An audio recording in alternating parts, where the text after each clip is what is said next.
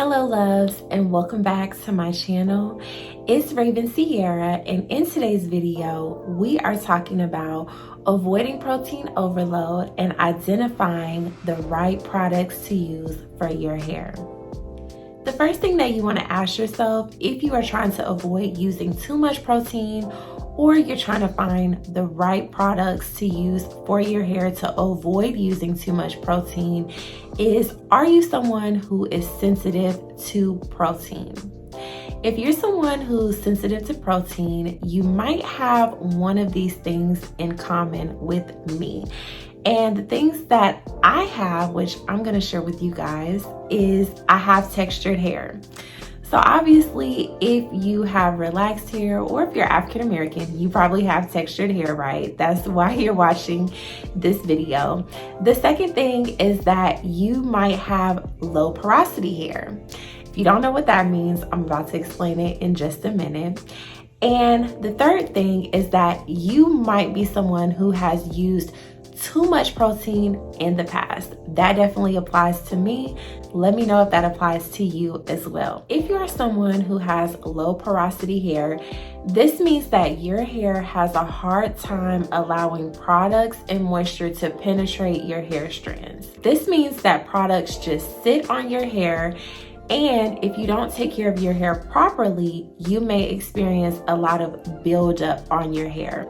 Now, how does this relate into protein overload? This goes into protein overload because protein overload basically is just built up protein sitting on your hair that has not penetrated into your hair strands, that your hair is not using. It's just building up on your hair. While all that extra protein is just building up and sitting on your hair, it's going to cause your hair to feel dry, it's going to cause your hair to feel stiff, and it's probably going to cause you to experience some breakage. Now I want to share some tips with you guys and some helpful hints for you to be able to identify products that contain protein so that you can avoid overusing these products. Off the top, the first thing you are going to notice if a product has protein in it, when you look at the label of the product, you're going to notice that the product is going to make a few claims. And here are just a few examples of the claims that this product is going to make if it has protein in it. So the number one that I did not think of, but actually signifies to protein, is adds shine. So if a product claims to add shine, you know this product is more than likely going to have some protein in it. If the product claims to repair or rebuild, this product most definitely is going to probably have protein in it. If the product says bond build, this product is more than likely going to have protein in it.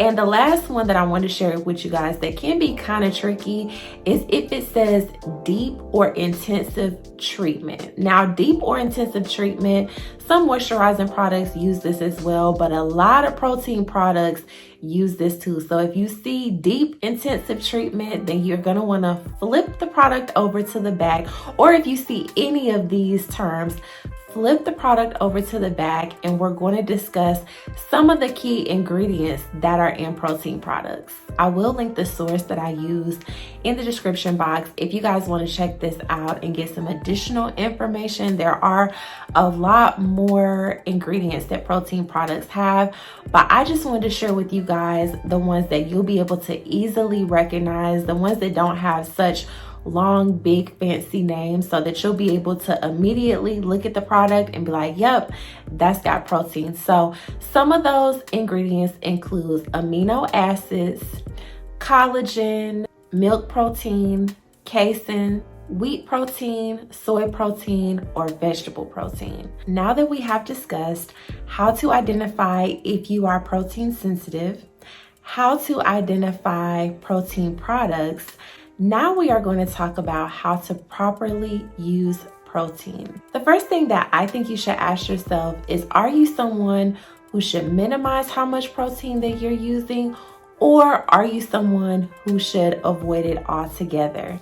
Now, I am personally not going to recommend avoiding protein altogether. If that's a decision that you choose to make, then I definitely understand, because we all know what works best for our hair. But I'm going to share with you ladies what I personally do on how I have started using protein properly and how it has reversed my protein overload and my hair has bounced back to a much healthier state. What I would recommend for protein sensitive hair is to continue using protein, but limit your use to protein to once or twice a month.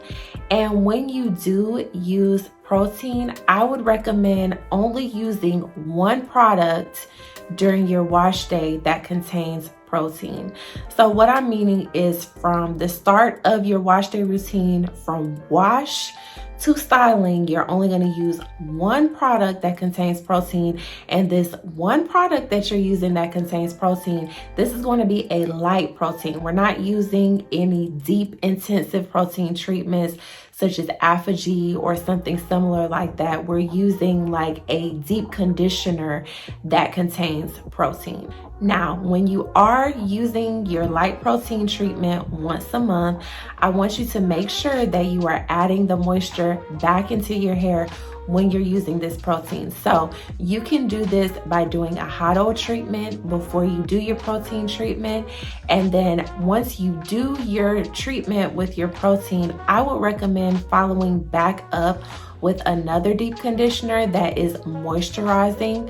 So you're going to do your deep condition session with your protein treatment, then you're going to add a second deep conditioning treatment that is focused on moisturizing. Another way that you can add moisture into your hair during this time is to make sure you use a moisturizing leave-in. The final tip that I have that goes with using protein properly is to make sure you are following a wash schedule that works best for your hair.